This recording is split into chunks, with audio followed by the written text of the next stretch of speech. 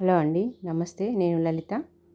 నేను ఈరోజు కందగడ్డ బూరెలు చేస్తున్నా అండి. ఒక మందపాటి గిన్నె తీసుకొని అందులో కందగడ్డలు వేసి కొన్ని నీళ్లు పోసి స్టవ్ పై హైలో పెట్టుకోవాలండి. తర్వాత అవి కొంచెం మరిగినాక సిమ్లో చేసేసుకోవాలి. ఈలోగా పిండి తడుపుకుందామండి. అది మైదా పిండి అండి. ఒక గ్లాస్ మైదా పిండి తీసుకున్నా, 2 స్పూన్ల గోధుమ పిండి తీసుకున్నా అండి. చిటికెడు సాల్ట్ వేసి కొద్దిగా నీళ్లు పోస్తూ పిండిని మెత్తగా తడుపుకోవాలండి. చేతికి ఆయిల్ అంటించుకొని పిండిని బాగా కలిపి మూత పెట్టి పక్కన పెట్టుకోవాలండి. ఇప్పుడు ఒకసారి కందగడ్డలు చూద్దామండి. ఇప్పుడు ఒకసారి కందగడ్డలు తిప్పుదామండి. లావుగున్నాయి కదా, ఇంకాసేపు ఉడకనిద్దామండి.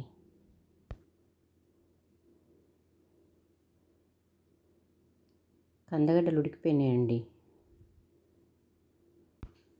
ఇప్పుడు వీటిని తీసి చల్లారబెట్టాలండి. ఒక ప్లేట్లో తీసుకొని కాసేపు ఫ్యాన్ గాలి పెడితే చల్లారిపోతాయి. వీటిని మరీ మెత్తగా ఉడకబెట్టద్దండి. కందగడ్డలు చల్లారిపోయినాయండి. ఇప్పుడు పొట్టు తీద్దాం. ఇవి ఎక్కువ ఉడకడం వల్ల చక్కెర పోసినప్పుడు అంత నీరు అయిపోతుందండి. అందుకని మామూలుగానే ఉడకబెట్టుకోవాలి కందగడ్డలను, కొంచెం గట్టిగా ఉండేటట్టు. ఇప్పుడు కందగడ్డల్లో సరిపడా చక్కెర పోసుకోవాలండి. దీనికి స్వీట్ ఎక్కువ ఉంటేనే బాగుంటుందండి. ఇప్పుడు ఎక్కడ గడ్డలు లేకుండా చక్కెరతో పాటు గడ్డల్ని బాగా మెత్తగా కలిపి పక్కన పెట్టుకోవాలి. కందగడ్డల్లో పీచు పదార్థము ఎక్కువ ఉండడం వల్ల ఆరోగ్యానికి మంచిదండి.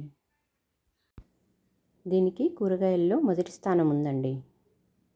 అందుకే దీన్ని రెగ్యులర్గా మనం ఫుడ్లో తీసుకుంటూ ఉండాలి అప్పుడప్పుడు.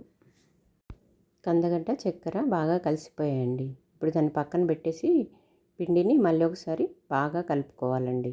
ఇప్పుడు పిండిని చిన్న చిన్న బాల్స్ లాగా చేతిలోకి తీసుకొని బాగా ప్రెస్ చేస్తూ దొప్పలాగా చేసుకోవాలండి. అలా చేసుకున్న డొప్పలో కందగడ్డ గుజ్జు పెట్టి రౌండ్గా బాల్లాగా చేసుకోవాలి దాన్ని.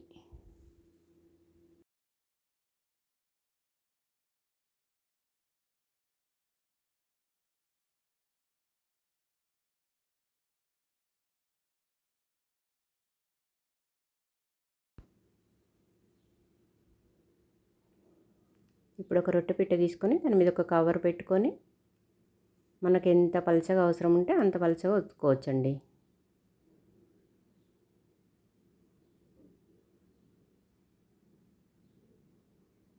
ఇప్పుడు స్టవ్ పై పెనం పెట్టి కొంచెం నూనె వేసి, నూనె కానీ నెయ్యి కానీ ఏదైనా వేసుకోవచ్చండి. కొంచెం నూనె వేసి అటు ఇటు తిప్పుతూ కాలుస్తే సరిపోద్ది. కందగడ్డ బూర రెడీ అండి. నా ఛానల్ చూస్తున్న వారందరికీ థ్యాంక్స్ అండి.